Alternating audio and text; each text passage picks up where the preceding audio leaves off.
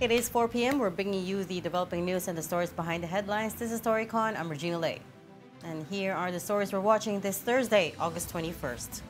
Former President Rodrigo Duterte's camp has renewed its request for his interim release from the International Criminal Court. In a heavily redacted filing dated August 19th, the defense said that an undisclosed country is willing to host Duterte with conditions. The team insisted that he poses no risk of flight, witness tampering, or committing further crimes, which are the main basis for pretrial detention under the Rome Statute. The ICC pretrial chamber earlier granted Duterte's request to suspend its ruling on an initial release bid while awaiting additional information. The Department of Foreign Affairs says it has not received any extradition requests from the U.S. for detained preacher Apollo Quiboloy. In a statement, the DFA clarified that Secretary Tess Lazaro has not received any such document and that the request was sent to the Department of Justice, as earlier confirmed by Philippine Ambassador to the U.S., Babe Romualdez. Meantime, Quiboloy's legal counsel, attorney Israelito Torion, also acknowledged that the U.S. may file a request under the two countries' extradition treaty, but he said that a provisional arrest may not be necessary since Quiboloy is already in jail awaiting a decision on his motion for reconsideration.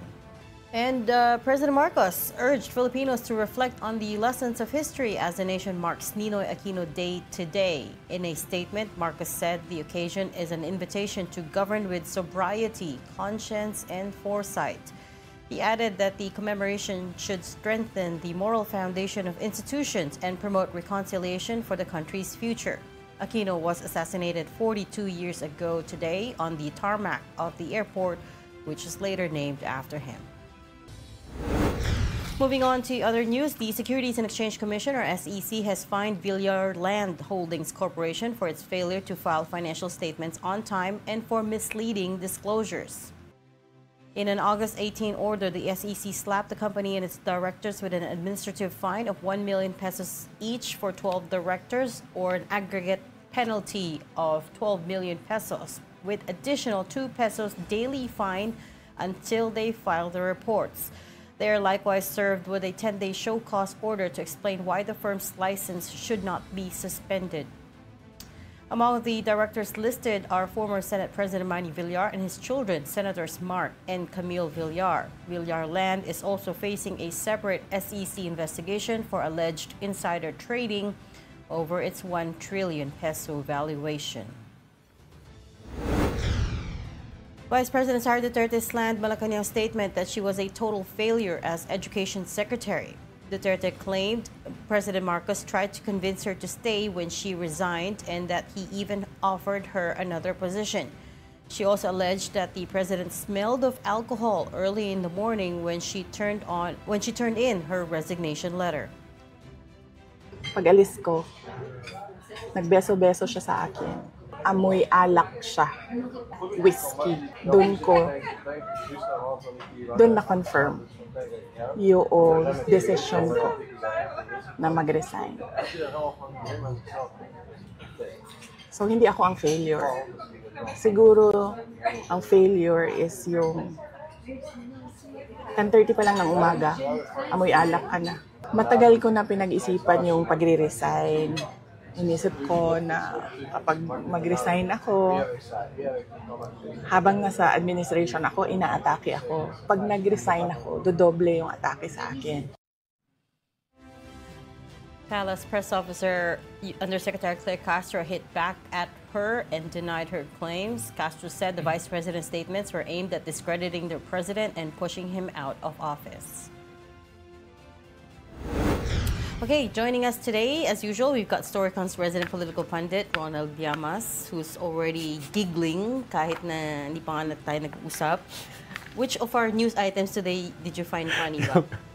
Yung total failure as Defense Secretary. Huwag naman total. It's a bit harsh. Okay na yung failure. Yung total failure na siya. Tapos yung failure ka pala pag amoy alcohol ka sa umaga. Whiskey is what she's alleging. I mean, pag wine yun, I guess you can pass it off. I don't know, 10:30. Pero mahirap kasing i-distinguish yung amoy whiskey tsaka amoy brandy. Oo nga amoy cognac or amoy Maybe it's just as perfume din. Oo. Baka amoy perfume lang pala. And also from the Philippine Star, we've got Editor-in-Chief, Ami Pamintuan. Hi, Ami. Hi, Ami. Hi. Happy ba kayo? Happy Thursday. Isang araw na lang, weekend na. Oo nga, mag-weekend na. So, ganun di ba ang definition mo ng failure, Ami? Pag amoy alcohol sa umaga? Hindi ko alam. Hindi ako nakaka-distinguish ng pagkakaiba ng mga amoy ng alcohol. Ewan ko kung ano yung... Alam niya kung ano yung whiskey, no? Talagang paseda ng mga away dito, no? Alam niyo kung ano yung whiskey. Ganun na yung level ng away, no? Oo nga. Ano ba ang failure? Ano ba total failure? It's not as bad as fentanyl versus cocaine. Remember during the campaign trail? Parang you're both... Pero yung fentanyl, inamin eh. Oo. Holiday na holiday, Ami, ang daming news. Di pa kasama dyan yung Oo humba. nga eh. Di pa dyan kasama yung humba. Hindi ko na nga pinapatuloy. The Humbagate. He clarified that. He said, hindi naman talaga yung humba yung pinag-awayan. There's backstory, there's a history to it, right? Yeah, right. So the big news story today, hindi yung follow-up story, is Villar Land being filed by the SEC. I know 12 million pesos. Some people are complaining. Yeah. I saw online na maliit lang yung 12 million pesos Maliit. in relation to their wealth. But you have to understand, medyo conservative din kasing SEC. And for them to fine a company that much, in their books, malaki na yon, says a lot. Saka iba yun. Iba yung fine na yun. Iba yung continuing case yan eh. Yes. Diba? Yeah. Yung kaso nila dun sa 1 billion last year, 1.4, naging more than 1 trillion. So the backstory to this, for Matindi yun, those who don't know, is last year's Villar Land purchased some land, right? For, I think, just under 6 billion, if I remember correctly, 5 point something. And then when they valued it in their financial statement, they declared it worth 1.3 trillion. Hindi naman sila yung nag-value noon. They hired a third party to value it, named eValue. Was it eValue Securities? This company, this third-party company, is accredited with the SEC. So they brought this company in that said, okay, it's worth 1.3, so that nung nilagay sa books, naging profit of 999 billion pesos for 2024. Then there was another external auditor, si Punong Bayan and Arroyo, who took a look at it and said, no, this is not right. We're not going to sign off on it. Parang masyadong malaki. So that kicked off a whole back and forth between the auditors and Villar Land, so much so that hindi sila umabot sa filing of financial statements deadline, which was originally April 15, right? So April 15. From your vantage point, Reg, paano alam mo yung mas naunawaan mo yung ganyang klaseng financial issues? Anong mga kaso yung pwedeng isampa sa kanila? Parang hindi lang yung simpleng overvaluation. Well, this is already a violation of the SRC, the Securities Regulation Code, right? Which you're not filing financial statements, audited financial statements in time. Secondly, if you read the memo, the decision of the SEC, it sounded like they were exasperated. Kasi ang SEC and PSE in general in the Philippines, they're not heavy-handed. So they don't impose fines just like that. They'll try to work it out with the company, especially a company as big as Villar Land. Late filing pa lang to. It's not yet the valuation case. Oo. So, sa late filing pa lang yung 12 million na yan. That's a good point, Amy. Sa filing pa lang to, hindi pa tayo yung question of valuation. Kaya medyo malaki siya actually kung late filing lang yan. Yes. So, and then the other issue is, the other potential case could be they could get charged under the Financial Products, Services, and Consumer Protection Act, FC. I can't remember the acronym, but it's a Consumer Protection Act law that protects investors specifically over things like this. Kasi what the SEC is alleging is, misleading yung disclosures ng Villar Land. So, of course, that's gonna hurt the average investor. Na kunyari, you buy into it thinking, oh, they have such great projections. Ang ganda ng numbers, ang ganda ng profit projections. And then ending mali-mali pala yung ano. Pero sa ibang bansa, that's a big deal, ah. There Yung is, ganyang klase there is. mga Yeah. overvaluation. Yung No? tinatawag na Maraming white-collar nakukulong crime. dyan. Yun na nga, sa atin, Oo. I don't know of any case. No, meron na pala. That's still pending. For instance, what is the name of that guy? This was maybe 8-9 years ago. He overinflated his numbers as well. Sorry, I can't. His name escapes me. I can see the face, pero yung the one with the slick back hair, naalala niyo yun? Hindi naalala. Anyways, Slick back air. so that case is still pending. Meron din yung the SEC is very sensitive right now about the Mika Tan case where she was found to be guilty of Mika Tan, soliciting investments. Pero Ponzi yun, scheme Ponzi daw scheme pala. yan. Ponzi Sabi scheme ng yan. SEC, Ponzi scheme. And now, Buong pamilya, lumabas ng bansa. exactly. Apparently, they've fled the country. Sabi ng immigration, they have records of the family members leaving pero hindi pa bumabalik. So we don't Actually, know pwede where sila they are. Pero extradite. yung Ponzi, marami tayo niyan. No, yun na nga It's eh. pretty common here. Yeah. Yung mga pyramid scam na yan. Pero itong kay Mika Tan, naging popular kasi siya.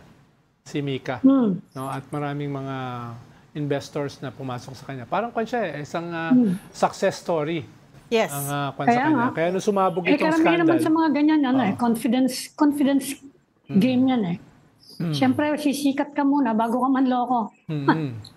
Okay, so we have an update to this, which is Villar Land said it has received the order from the SEC, and its directors and officers welcome the opportunity to explain their side on the issues raised, and we will respond to the SEC's order in due course. So, very interesting yan. pretty Dahil bland statement. From more than 1 billion, naging more than 1 trillion. Hindi ko ma-imagine paano i-explain yun. To be fair, mahirap naman talaga i-value.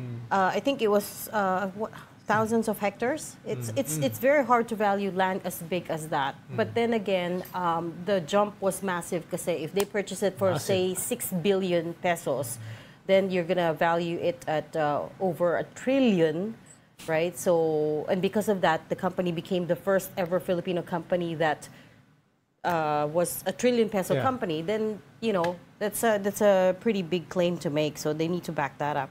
Yeah. So it says that its delay in submitting financial reports was caused by external auditors' varying requests for additional audit procedures. So basically, they're blaming the auditor at this point. Pero yung kwan kasi, yung pagpresyo ng land, dalawa yan eh.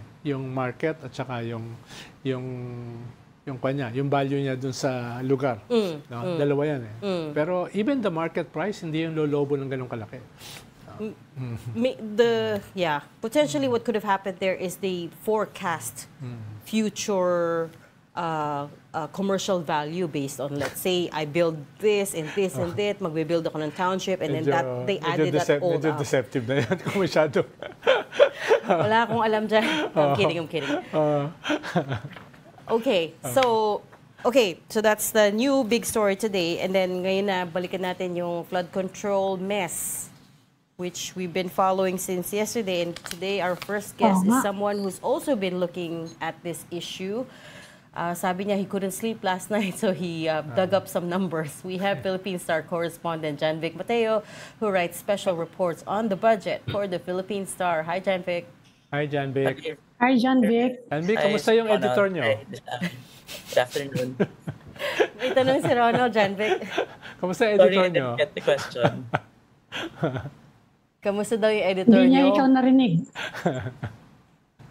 Okay lang ba? Okay lang ba yung editor nyo? Wala kang reklamo? Iniintay na ata yung stories ko. Oo nga, bilisan niyo, may deadline pa yan. Pwede ka magreklamo kay Ronald, Janvic. Okay, so you wrote a long post about this, no? About yung finact check mo si Congressman Arnan Panaligan yesterday. And actually, that's what I wasn't able to do because Wala tayong hawak na data pa. we spoke to him just a few minutes after Senator Ping gave his privileged speech. Hindi ko pa hawak yung speech, hindi ko pa rin hawak yung numbers, but now we're getting a closer look at all the things that he said. And what was your biggest finding? I think just for context, I was listening to the interview yesterday, and one of the things that he kept on saying is that the bulk of the projects were already in the NEP or in the Oo. proposed budget. And then when that arrived to them, wala na silang magawa kasi andoon na sa proposal ng executive. Oo. So that's what I wanted to test. I didn't even go deep into the alleged anomalies and controversies, etc. I just wanted to look at yung claim niya na nasa NEP na talaga yung project. So when I started with 2023 because he kept on mentioning the 2023 projects, and what I found was that there were only 8 flood control projects listed in the DPWH list of projects in the proposed 2023 budget. But then, nung lumabas na yung 2023 GAA or the approved budget, I noticed na nagkaroon ng 11 na additional projects. So from the original proposal of 605 million, naging 1.4 billion yung budget for the entire Oriental Mindoro province. So from that very point, nakikita natin na kasi sabi niya, hindi na nila magalaw, yung budget bulk nun galing ng executive. Pero ito, it more than doubled after the congressional hearing. So definitely, there were congressional realignments or insertions na nangyari dun sa province. So that's what I looked into. And then I looked at the succeeding year. So mas naging complicated siya. Noong 2024, the proposal was 1.7 billion, pero naging 4.3 billion. So more than doubled again ito, 2 billion yung nadagdag. From 24 proposed projects, naging 41 yung projects for 2024. Now, in 2025, it's a bit tricky. So, mataas yung naging proposal ng DPWH. I'll give the congressman the benefit of the doubt. Baka ito yung sinasabi niya. 14.1 billion yung proposal. Bumaba siya after the approval. Naging 13 billion na lang.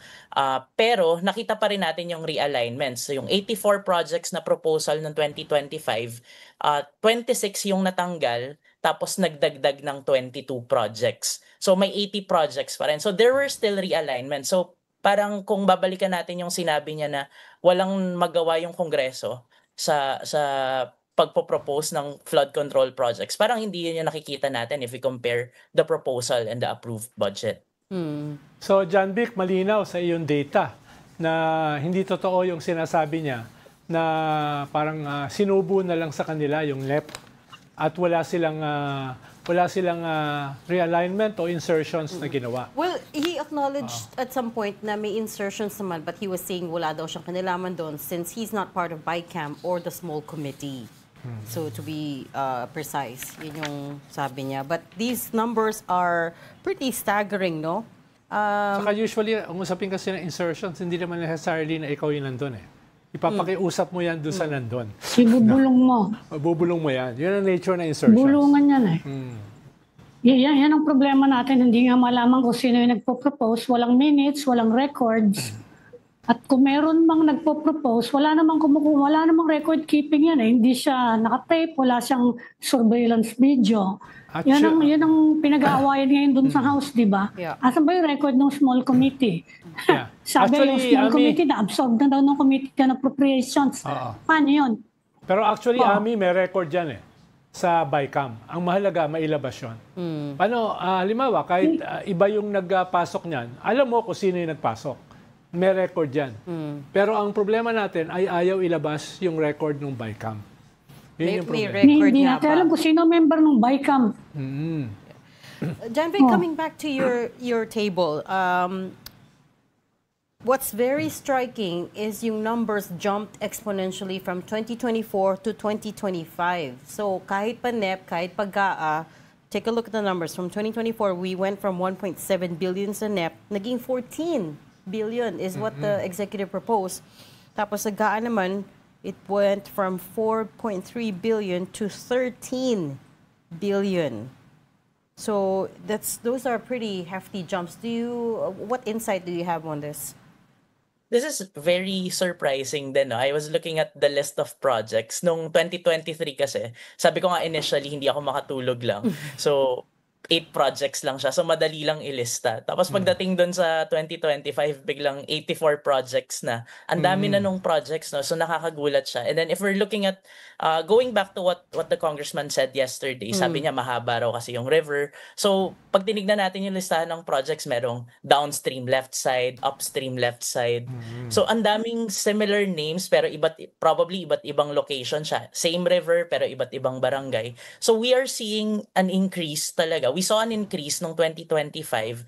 So magandang itanong din sa DPWH, bakit from just a handful of projects suddenly we saw not just Oriental Mindoro but the entire Region 4B, nakita ko yung malaking pagtalo, no? But again, part lang to nung entire budget. Maganda ring tignan siguro yung entire 2025 kasi baka hindi lang naman ito nangyari sa probinsyang ito. No? We just started with this one kasi siya yung na-mention ni Senator Lacson, and kahapon niya merong denial na sinabi dito sa program natin. Mukhang mabait si John Vic eh. Ayaw niya sagutin diretso yung tanong mo na sa 2025 kasi may election eh. Ikaw nagsabi niyan. Kaya nga ako, dahil mas malisyoso ako kay John Vic. Dahil baka takot si John Vic doon sa kanyang editor. No, we can't say that because we're journalists. We can only try to find out the truth. Ikaw yung nagsasabi niyan eh. Oo nga. Ikaw nag-connect the dots. Di ba election naman talaga, 2025? Tatanong ko lang ha, sabi kasi ni John Vic, hindi daw siya makatulog. John Vic, bata pa yan eh.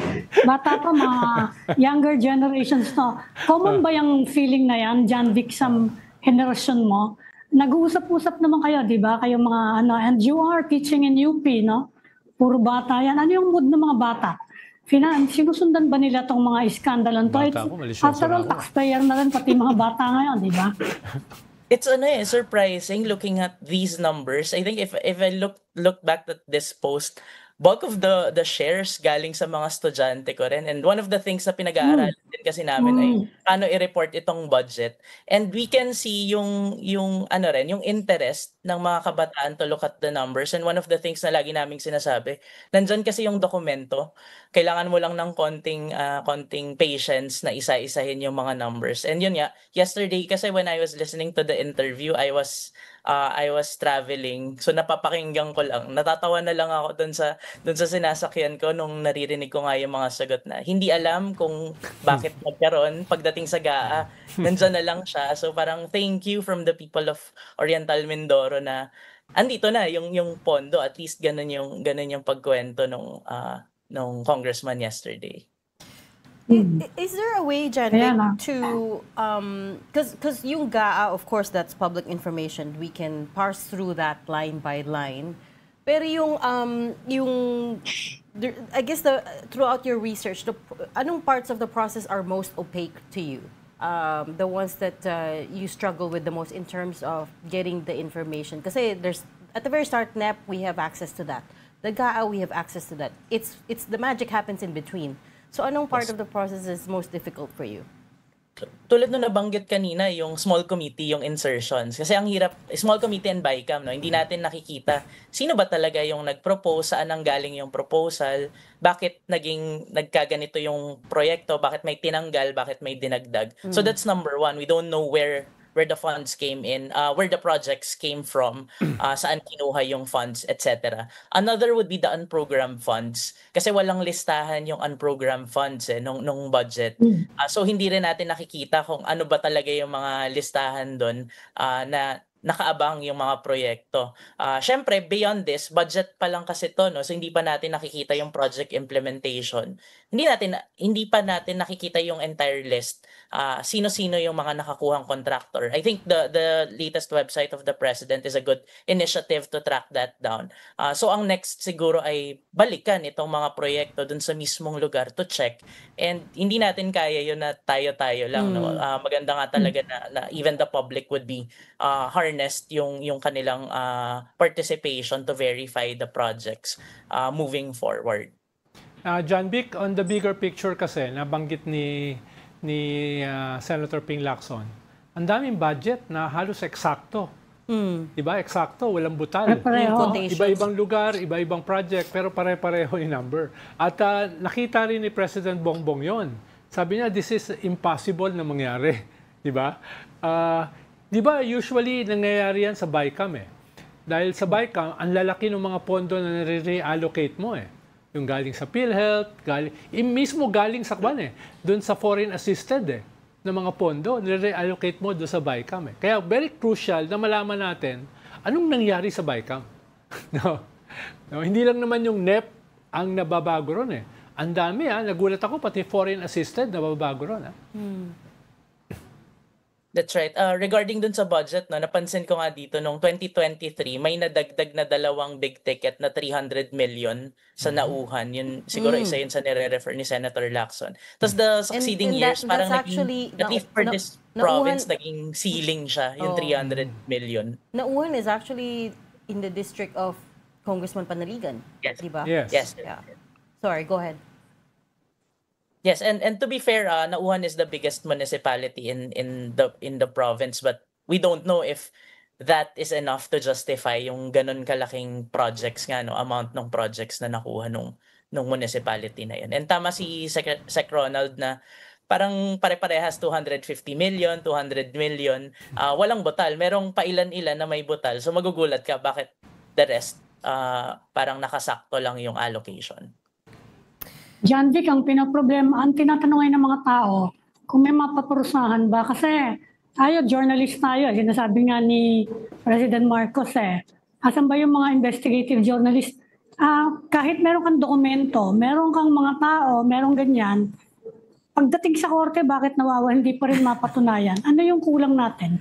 Kasalanan mo na naman, Ami. Di mo pa rin And we actually write a lot about all these things, no? Yeah. Nagkaka-libel ka na Pero, pagdating sa korte, hindi pa rin siya no legal, hindi siguro no legs to stand on, pero madali siyang sabihin ng korte, kulang yung ebidensya niya hindi siya beyond reasonable doubt.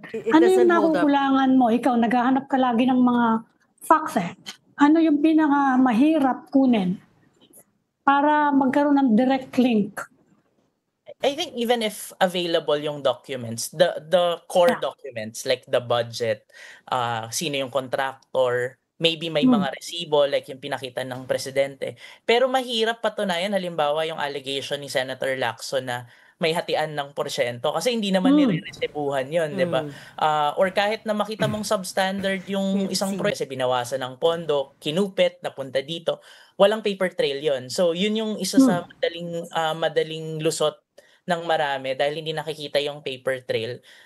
Kung naalala natin yung PDAF scam, 'di ba? Even yung mga recommendations sarili nakikita or nabibigyan ng pruweba, no? So malaking factor din siguro yung need for witnesses, whistleblowers who can actually testify na eto yung nangyari kasi alam nila yon. I think at this point hindi pa natin nakikita yung ganong klase ng mga testimony. Although may sinabi si Senator Lacson na he is willing to provide names and probably evidence and witnesses doon sa mga allegation na sinabi niya sa speech niya yesterday.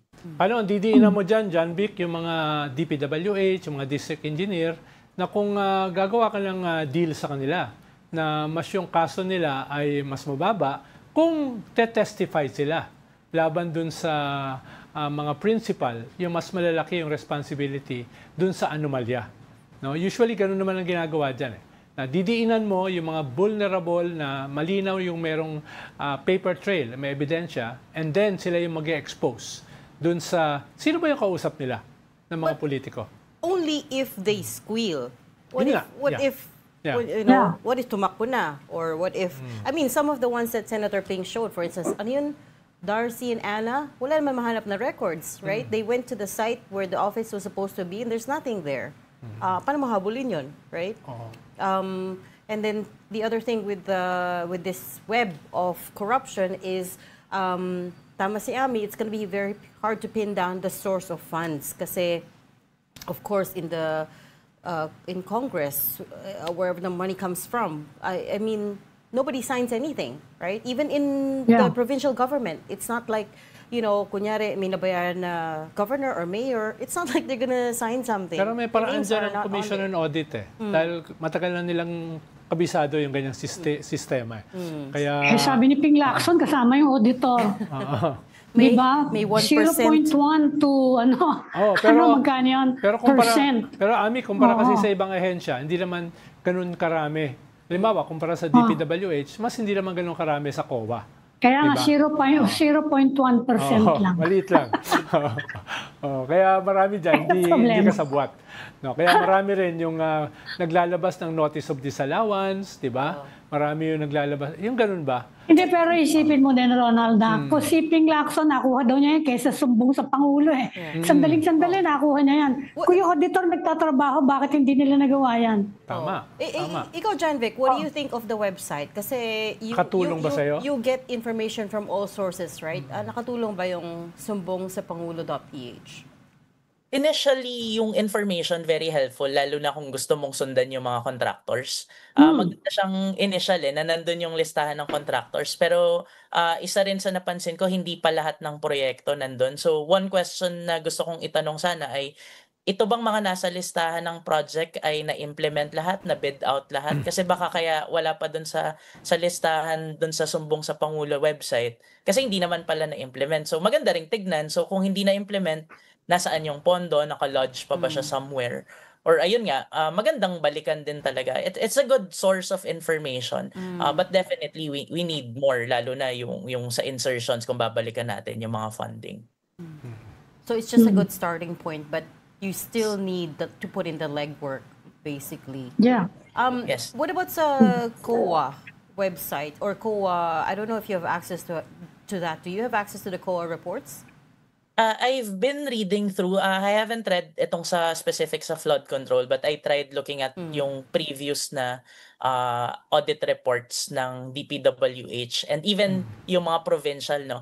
Hindi ko alam kung na-miss ko lang kung merong bang specific mention before or wala talagang lumalabas na specific na audit nitong itong mga line item projects na ito ng flood control. Kasi kung naalala natin, recently nag-order ang COA ng special audit ng Bulacan Flood Control Project. So the fact that there was a need for that special audit, ibig sabihin, hindi nakita probably or hindi na-audit ng masinsinan in the previous audits. No? Magandang point yung sinabi lang din kanina na yung pag-track ng budget, yung pagtingin sa contractors, that's just the first step Yung prosecution, that's the other layer na baka minsan we're too focused on looking at the controversies, alleged anomalies. Yeah. Pagdating sa prosecution, we fall short kasi Wala, semplang. of documents and evidence.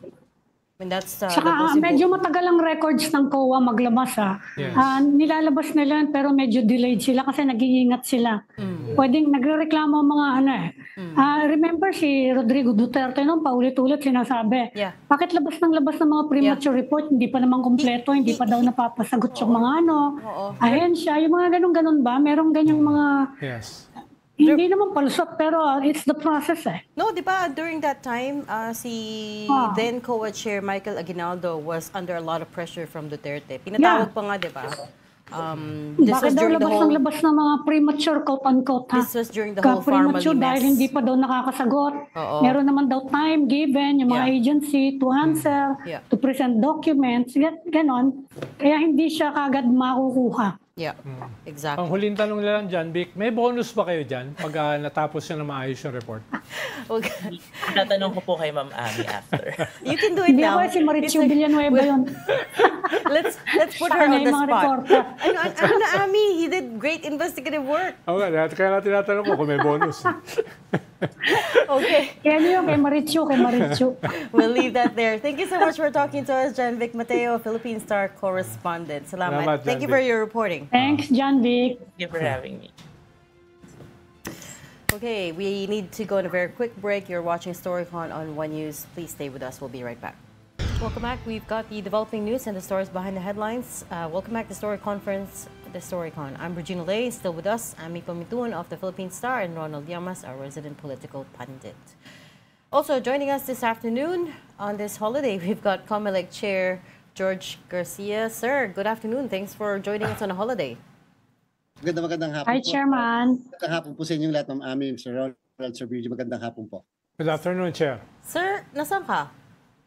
Kadadarating lang po natin galing Cotabato City. Okay. Opo, dahil po doon sa Bangsamoro. Kakabalik niyo lang po. So you're back here. Yes po. What happened to the nanakawan ka daw ng phone and cash? Tanong ko nga sana. Recovered na po except the money and of course yung pong the cell phone and the cards recovered na po and arrested na po yung ilan sa mga culprits. Grabe What happened there? As in na-snatch ba? Or nakuha yan sa kotse. At po, immediately after our hearing po sa Senate concerning a very important bill, yung pong anti-political dynasty bill, meron 3 bills po dyan. Medyo mahaba-haba po yung naging hearing namin doon and nag-decide kami na kumain. Mahirap po kasing sa Senate pa kami makikain Kaya yun po, medyo sumama sila doon sa madami, hindi namin napansin. Ganun po pala talaga usually palang ginagawa nila doon sa mga area na yon. Chair, diretso Kumusta na. yung Mindanao? Dahil ayaw na daw mag-decommissioning, nakasuspende yung decommissioning ng MILF, no? Did you talk to them? Yes, so far po wala namang problem tayo. Walang direct relation pa sa election, pero syempre minomonitor po natin yung situation. I think it's really more on the peace process doon sa OPA-PRU, yung kanilang concern. But it does not affect yet the election period. Nakapag-set up po kami ng mga checkpoints and in effect na rin po ngayon, Ma'am Ami, ngayon sa buong Mindanao, yung gun ban. And so far so good po. Yung peace and order situation is very good at this point. Wala naman pong violations pa. And nakipag-usap tayo sa ilang grupo ng MILF kahapon. Kasama na rin po yung Bangsamoro government and ilang members ng parliament. And they are fully cooperative and supportive of the initiative of the Commission on Elections. So, Chair, tuloy na yung election. So, kahit Yes, anong mangyari dyan sa decommissioning, ay tuloy yung election. Tuloy na tuloy po sa ating mga kababayan sa Bangsamoro. Huwag na po kayong mag-doubt. By October 13, tuloy na tuloy po ang election sa Bangsamoro. Although, medyo may malaki pong mga issues na pumasok. But these issues will not prevent the conduct of the election. Such as, number 1, yung pong hanggang ngayon yung reapportionment. Opo, yung reapportionment ng 7 seats Kasi po the other day, yung gabi na ipasa nila ng parliament yung bill reapportioning the 7 seats and therefore ang mangyayari po doon magkakaroon ng 7 new districts, but in the meantime the applicability of the 7 districts will be by appointment of the president and not by election. Kaya lang po ang malaking problema namin doon at issue, kaya po namin sinuspend ang printing ng balota supposedly today kasi may effect po, Ma'am Ami, Sir Ronald, Sir Bridges, sa may effect po ito sa ballot faces. At the same time, gusto namin alamin ano yung mga bayan yung nilipat from one district to another district in order to create a new district without conducting a special list or a special filing of candidacy. And therefore, magbabago yung ballot faces at kinakailangan din po na pagpapalagay namin yung sa system. Kaya po, ni-reset po muna natin yung printing ng balota. Ang second po, na very important, yesterday po I conducted a very important emergency meeting with the 7 political parties, with the Citizens' Arm, nandun yung Lenten, NAMFREL, and such other groups. Nandun din po yung mga members ng parliament. Kasi po yung issue ng nota, yung none of the above. Kasi po for the first time in the history of our election, magkakaroon po tayo ng nota sa balota kung saan po, for example, there will be 5 candidates for a district representative. Yung 6 candidate po doon ay si none of the above. So option po yung ng mga botante natin. Sa political parties naman po, if we have 7 political parties, yung number 8 po is none of the above din. So ang naging issue at question ko sa kanila, kasi po wala po sa election code. Paano kung manalo si Nota? Paano kung si Nota ang may pinakamadaming boto? Question, sino po proclaim po namin na kandidato? For the first time po mukhang lang nila na-realize yung implikasyon ng none of the above na yan. On a different topic, Chair, ano lang status nung controversy tungkol dun sa campaign contribution kay Senate President Cheese Escudero na ng isang contractor ng gobyerno na sabi ni Attorney Macalintal ay definitely lumalabag sa Omnibus Election Code. Meron na bang nagsampa ng kaso or may ginagawa na ba ang chair motu proprio dito sa kaso na ito? Sir Ronald, motu proprio po ang ginawa ng komisyon. Last week, we instructed our campaign, political and finance office, siya po talaga in charge sa mga SOSE, to backtrack the investigation 2022, 2020. Ngayon po yung 2025 kasi ongoing na yung aming ginagawa na review of the SOSE of the candidates. Pero sabi natin, since yung mga akusasyon, allegation of certain personalities nangyari 2022, so sabi namin pakibalik tayo ng 2022, we still have jurisdiction for the understanding of everybody. Yung po kasing election offense, lalo violation ng mga ganyan sa SOSE rules, ay 5 years ang prescriptive period. So kung 2022 yan, you still have until 2027 as the prescriptive period, meron pa po kaming jurisdiction. And you are right, well, Attorney Macalintal is also right, that meron po tayo, Sir Ronald, Section 95, letter C of the Omnibus Election Code ang sinasabi. Ang title po na Section 95, Prohibited Contributions. So, ang sinabi doon, whether natural or juridical persons, bawal mag-contribute or mag-donate sa isang kampanya, sa isang kandidato, sa isang political party, kung merong kontrata, whether service or public works sa government. So, I will not go to the extent of saying and determining whether the liability, the culpability extends to the candidate. In the meantime, really, the culpability and the liability covers the contractor or the one who gave the contribution or donation to the government or to the candidate. Pero may lusot nga siya, di ba, Chairman, na a person who owns the company pwede mag-donate as a personal contribution. As an individual versus the company Yes. contribution. Pero even Personal contribution siya. even the person is juridical. Pwede yun. Tama naman po siguro yung ganong klaseng defense, ay valid defense, pero hindi without preempting the investigation and the final conclusion on that. But take note po, ang nakalagay kasi sa Section 95 letter C, natural or juridical person. Hindi naman po distinguish kung anong klase, whether Ito yung person, president, bawal. capacity. Yes, so the COMELEC can always in the implementation of election law make our own interpretation as to whom should be held liable doon sa Section 95 letter C. So it doesn't matter if okay. the contribution was made as an individual, kahit na ikaw yung founder and CEO of the company, if you make it as an individual, you're still culpable, is what you're saying. Juridical person. Yes, but because there is such a thing in corporation law, yung we can always pierce the corporate, for example, as tama po, the company is separate and distinct from its officers. Always po yan. But there are certain instances where, for example, the company will be performing ultra vires act, illegal acts, then it can likewise extend the liability to the officers. Yeah. And in the same manner, actions of the officers can always bind the companies or corporations, especially if the actions are illegal.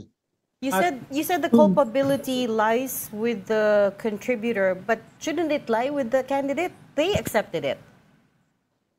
Yung po yung ating determine later if Section 95C can also be extended to the candidates. Yeah. Pero pag tingnan po kasi natin yung Section 95, title niya prohibited contributions, and then it mentioned about the natural and the juridical person. So as to whether it extends to the candidates, then we will make the necessary correction later.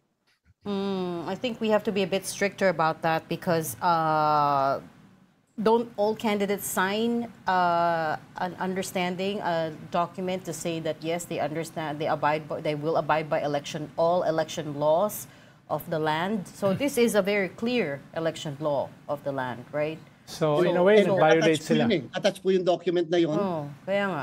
Yung acceptance of the donation, including the donation per se, assigned by the contractor or signed by the individual, attach po yun sa SOSE ng candidate. So Chairman, usually gano'ng katagal yan? Anong in broad strokes, ano usually ang timeline ng ganyang klaseng kaso?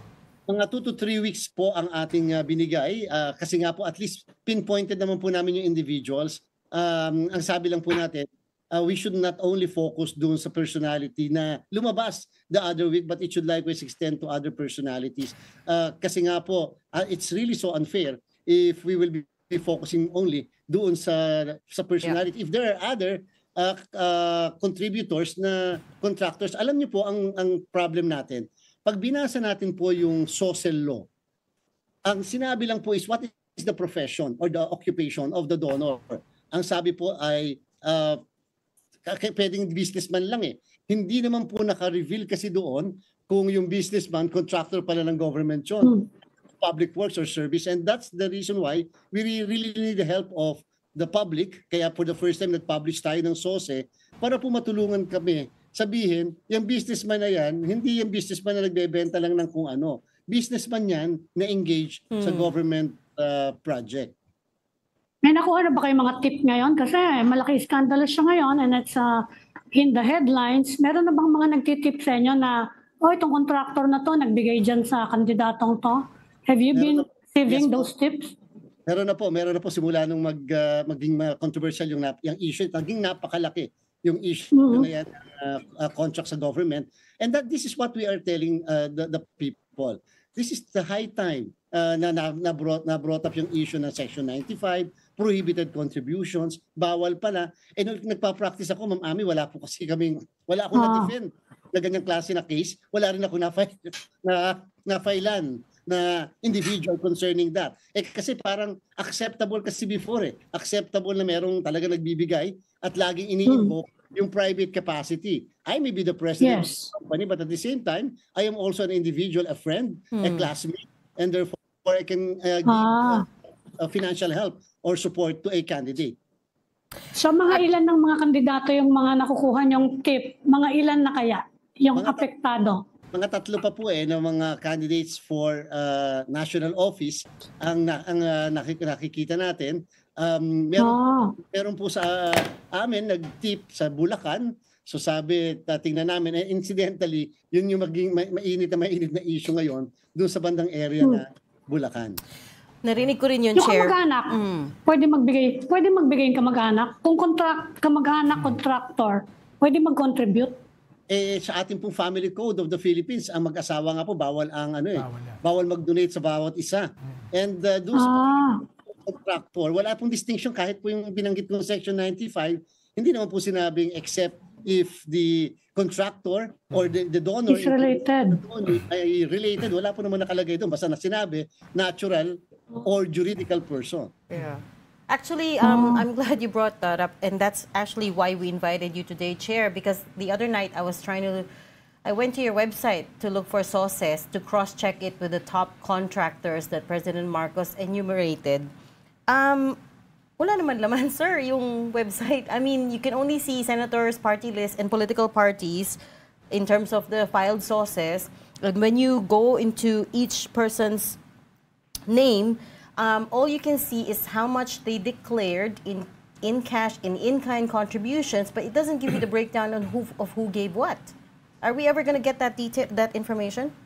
Yes po. Actually, katulad po ng isang TV station, nag-request po sila sa amin ng specificity at saka details. We immediately gave the said, kasi po siyempre may bayad po ng mga administrative fees, and at the same time, doon sa mga attachments po kasi, meron kasi pong mga information that might violate the so-called data privacy. Opo, kasi po may mga for example po yung treasurer, yung address nila, yung address ni mga private individuals, and so therefore we would like to be very careful about it. And ang sabi lang naman po kasi ng SOSE law at ng aming resolution yung SOSE per se. Pero yung mga attachments we can likewise provide, provided yung mismong nag-request meron ding undertaking as regards the yung mga information that might violate the data privacy. So hindi yan public document, Chairman?